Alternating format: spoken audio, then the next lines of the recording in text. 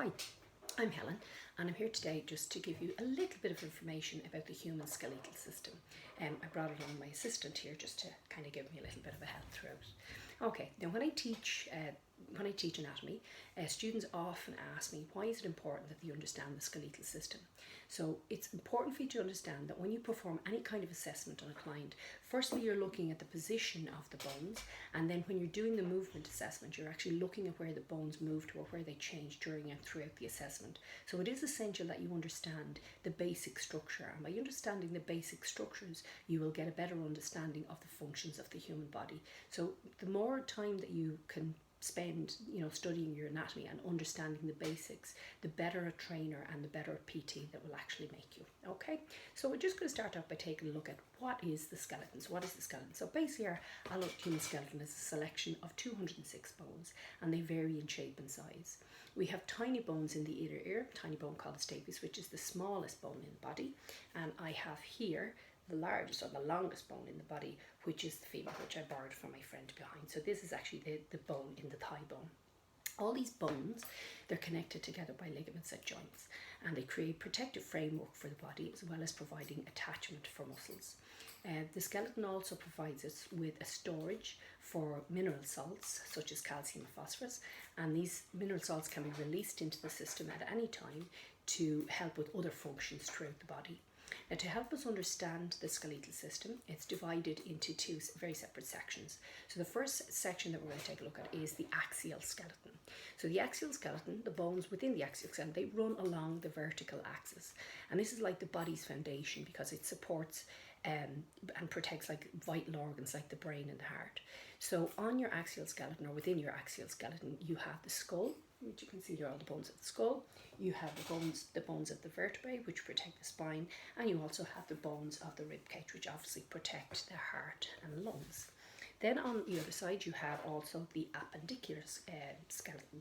Now, appendicular is kind of self-explanatory because it's telling you basically that this is comprised of the appendages. So the appendages would be the legs and the arms, but it is also the part of the skeleton where the legs and the arms actually attach into the skeleton. So you're also looking at the shoulder girdle, and you're also looking at the pelvic girdle. Okay, now bones themselves, the individual bones, are further classified by their shape and size. So the first one, because we've just been looking at it there, the first one that we're going to take a look at again are the long bones.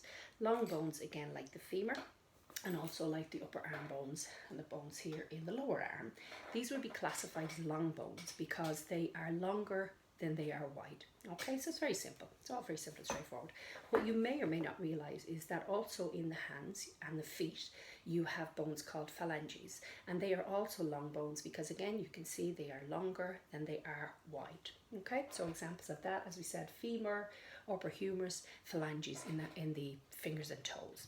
Now, if you follow those bones along and through to the wrist, you're going to find kind of cube-shaped bones, and these are actually called the short bones. Now, they are called short bones because they have vertical and horizontal dimensions that are almost equal. Okay, examples of these, I'm not sure if you can see it here, but again, on my foot, this is my foot, and we follow the phalanges up into the ankle, and this bone actually here is actually called the cuboid bone.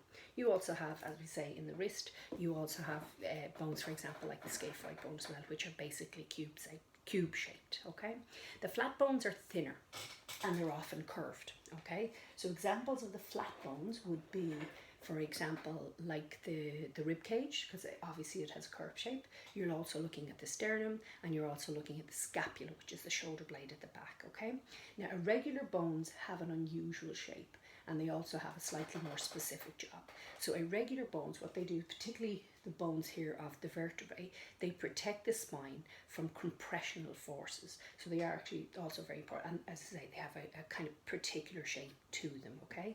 And other examples of irregular bones are actually the bones of the face, and the bones of the jaw, like the mandible and the maxilla.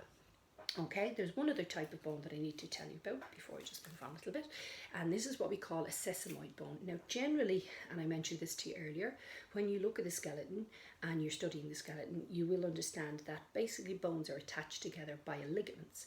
But where you have a sesamoid bone, and I'm looking at a sesamoid bone here, which is the patella, which is actually the kneecap, the patella doesn't actually attach to the bones via ligaments. It's actually embedded in the tendon, in the patella tendon, okay, or in the tendon that comes from the quadricep muscles in the front of the thigh. So it's embedded, and what it does here is it kind of floats, if you like, in between the tendon, and it kind of reinforces the strength of the tendon. You also have bones in the hand that actually do that as well, okay. Now, although they vary in shape and size, okay, the internal structure is pretty much the same. So they have all bones have a hard outer layer, okay, hard outer layer, which we know is cortical bone or compact bone, and then they have an inner, more spongy type layer as well, and this is what we call trabeculae, or literally spongy bone.